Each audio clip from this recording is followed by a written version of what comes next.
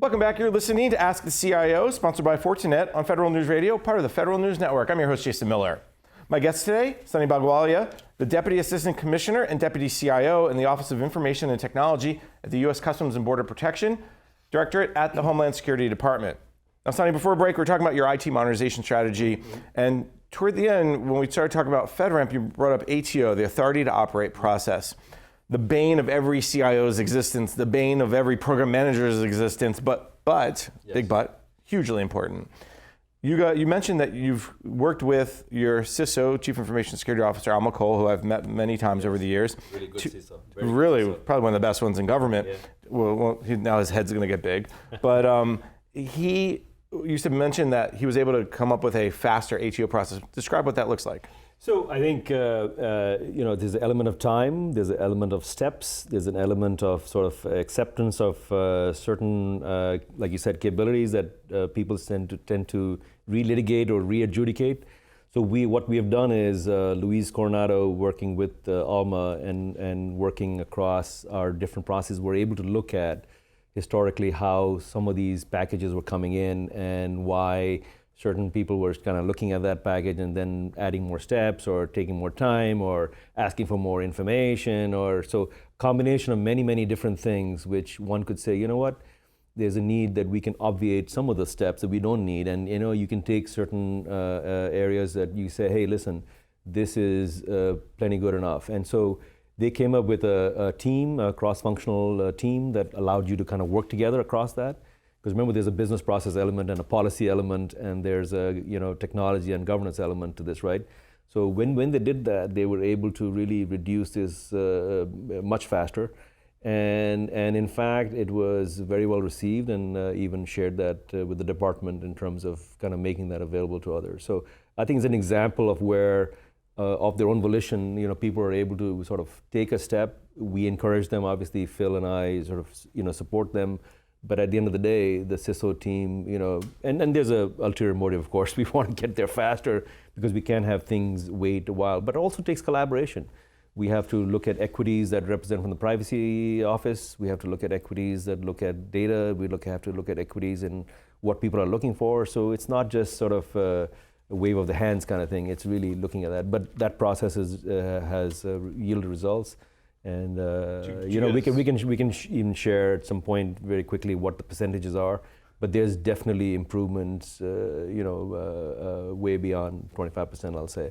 But there's a number in reduction in time and effort. So it's less hassle, faster, and I'll get you the exact number. I may not be correct on that number, but it's an ongoing thing. But it's really a great example of innovation. It goes back to what you said at the beginning, which is getting capabilities to the mission owners faster. And if the ATO is one of those big speed bumps in the process, if you could reduce it, as you said, even by 25% or whatever the percentage is, yeah.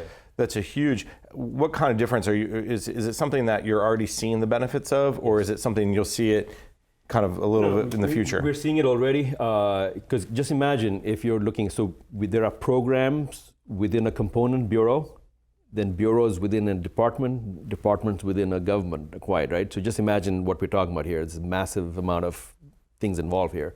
So it's really first at the component level, and then component to component level, we're also willing to share.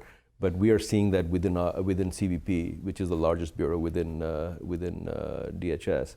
And because we have a mission that is 24/7, 365, and really going at scale, it really benefits our mission owners the fastest. And we are prioritizing certain things which allows you to get to those faster. Because if something is in the way that prevents you from providing that service because of cybersecurity and because of an ATO, then that's not acceptable. So we're trying to move that faster. So that's what we're trying to do. And I think it's definitely an innovation in government that we're pretty proud of. And I'm glad to hear you guys obviously shared it across the department. I'm sure other agencies also will be interested too. You also mentioned, when we talked about cloud, and you said you're looking at infrastructure, platform, and software as a service. Yes. Interestingly enough, CBP joined with some of your component sister organizations and had an industry day around cloud migration. Mm-hmm. Give me the status of that effort post-industry day. What are the next steps vendors and others should be looking out for? Yeah. So I think we're always trying to engage with industry, work not only with our partners and stakeholders with have equities within CBP, but also with the department itself. So we're working with the Cloud Executive Officer, Shamendra, in the department and looking at what they're wanting to do. We're also looking at our other components, and that's what you saw that day, where everyone's sharing their ideas. We're sharing our ideas. I think what is coalescing realistically is that not only we want more diversity and small business and others to kind of bring that innovation and hunger in here, we also have to let our acquisitions out. So you'll see some of that already with some cloud components in there. And we're looking at a sort of data center migration and cloud program that allows us to sort of coalesce the rest of our efforts, you know, when we get to the rather monolith. So the big programs will have their own acquisitions with the cloud component in there with an integration area.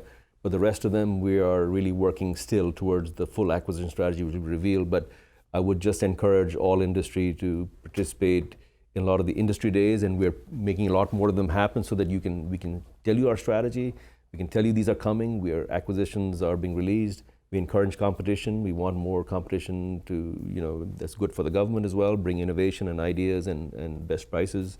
But also mission. We're trying to tell them the importance of how the cloud enables the mission. So it's really important to understand the business process, the data, how we need it, and find innovation as how we can solve problems. So I think all those three things is what we're looking for. So you'll be seeing a lot more in this area.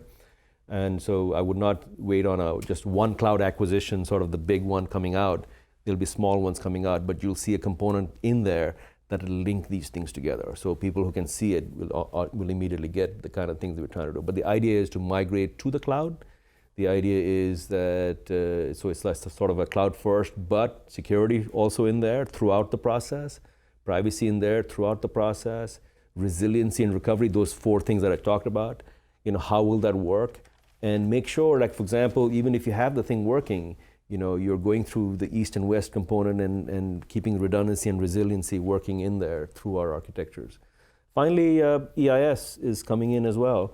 And so we're we're participating in that, but we're not waiting. We're doing certain things ourselves to just make sure that daily mission stuff happens.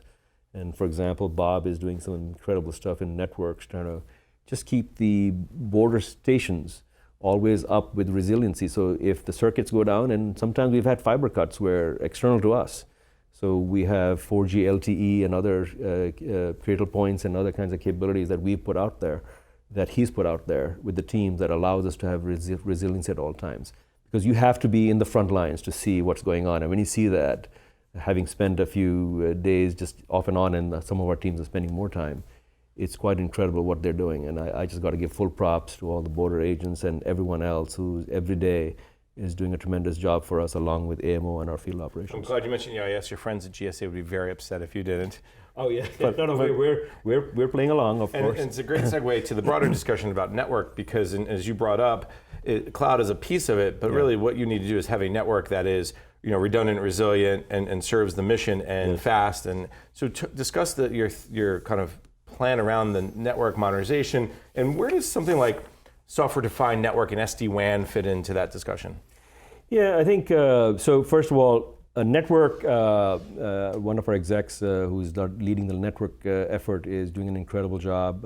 I'm a network engineer myself, so I've sort of designed networks for NASA, FBI, deployed many in other agencies as well. But here, things are moving very, very quickly. I mean, things are done, like I said, in sometimes days, not weeks, weeks, not months. So it's because people are looking at it not only holistically, but there's a plan, there's a sort of a method to what we're trying to do, and really making sure that not only are we inserting pragmatic in technology insertion, but making sure first the bandwidth is there. So the first thing we're doing is increasing bandwidth to solid locations, because guess what's happening? You know, the video applications and data applications are more bandwidth hogged, right? And so not only that, but also latency. So because some of the places that we serve, where our 360 ports of entry and others are out there, we don't have enough carrier diversity or availability there. So we have to look at that, but also then provide other capabilities, like I told you, wireless and also fiber. And so we're increasing that. So it's a dual strategy to kind of keep resiliency, but also increase bandwidth. What that has done is allowed us to do our missions faster and get to that, because there's a big demand for analytics, as you know, what's in the front lines.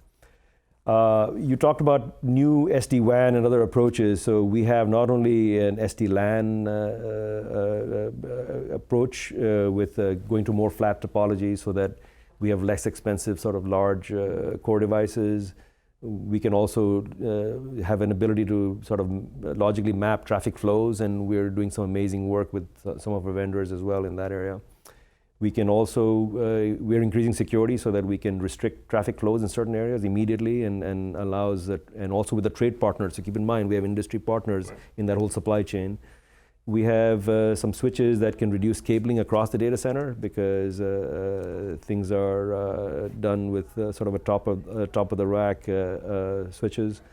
We have logical separated tenants, so we can be multi-tenant, but also allow us to have our components within DHS there, but have a logical separation. Everything is available so that you can configure immediately in a GUI interface and allow configuration of that. And the throughput is getting to 40 to 100 gigabits in terms of the overall capacity. So again, we're doing real good stuff with that. In the SD-WAN, we're more in the evaluation mode, but we do realize that this fast deployment will allow us to get more to the field sites, so allowing new links automatically connecting to a server with more availability, more control of critical traffic, and more easier circuit upgrades and configuration. So we're actively looking to that, but I'll say that currently our first and primary priority is keep the mission going now. And we are definitely seeing a huge increase in bandwidth and needs from our customers, and also latency. The other thing I'll just say is that network is part of obviously an enabler to making sure that computing works and data and applications work. And so that to me is the connection. So I've not seen that level of synergy other than what I'm seeing now, because of the mission is 24/7 and stuff, it goes down in seconds. We got to bring it up, or if there's an outage for longer than we get everyone's notice, you get an ad hoc message, and then we're all making sure things are restored. So you have to have this systems management view by connecting things together and looking at that flow and making sure it's not this, the troubleshooting should be over here. So that's another area of focus for us. All right. A lot there to kind of dig into a little bit, but let's take a quick break. When we come back, we can dig into it a little bit. I'm Jason Miller, and you're listening to Ask the CIO, sponsored by Fortinet on Federal News Radio, part of the Federal News Network.